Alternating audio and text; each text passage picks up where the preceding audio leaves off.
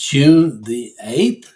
This is Dr. Cecil Cockerham, the founder of American Seminary, and I want to share a little lesson on something that some people know, some people get confused, and some people don't know about.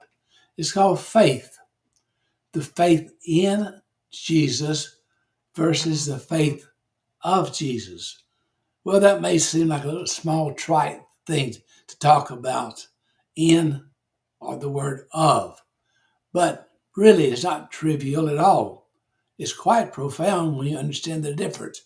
And by the way, to look at the best translation is from King James, and I'm not necessarily a King James kind of guy, but King James is good in understanding Romans 20:21. It's a good translation of that. But unfortunately, most have been taught it's your faith in Jesus that saves you. They do. They talk about it's the faith that you have. It's your faithfulness. It's not, but that depends on you and your faith.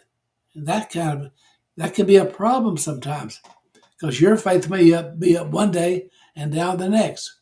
But what if your faith is weak, or you can quote unquote lose your faith and you have no faith at all?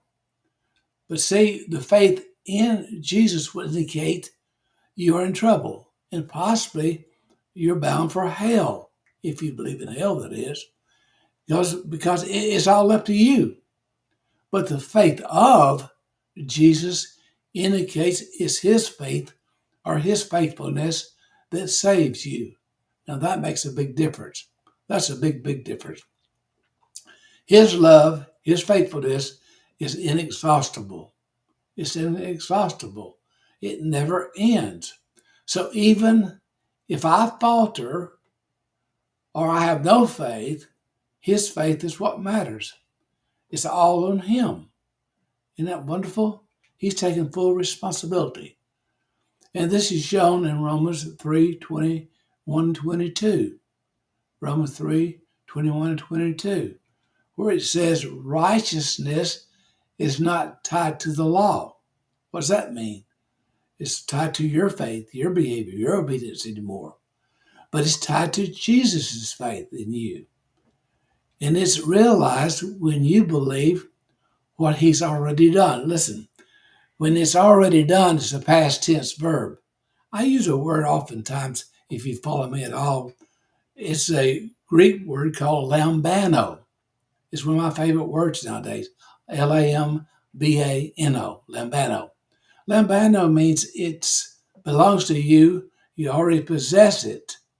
So take hold of it. Take hold of what you possess. So if it's a past tense verb, you just lay hold of that objective truth of what it says it is, that you can realize it subjectively in your experience because it belongs to you. So when you believe it's already done, it's the really good news of the gospel. It's the real good news of the gospel. Scripture says that everyone will joyfully confess that. That means that they'll acknowledge at some point, no matter how long it may take, they realize that you've already been blessed and saved in the good news of the gospel that Jesus saves. It's just the truth of the good news of the gospel because it's his faithfulness that has done the work. And love never fails. You've read about that. Love never fails. He's done it all. And you and we can't even screw it up. Isn't that wonderful? You can't fight and deny it as long as you want to. You can do it, but his love is patient. It never stops. He will receive what belongs to him, which is everyone. The Father has given the world to the Son. So rest in that. And just let that love wash over you today. Let it be the faith in Jesus. No, let it be the faith of Jesus, because it's his faith. This may seem trivial, as I said, but it's quite profound. But today, let it be the day that you embrace that truth. Let it wash over you. Let it cleanse you. And let it be your lambano day, that you lay hold of that which God's faithfulness has already accomplished for you. So in everything I say and do, in all my teachings at the American Seminary and other entities, I just say be blessed today, my friend. Why? Because you already are, according to Ephesians 1:3.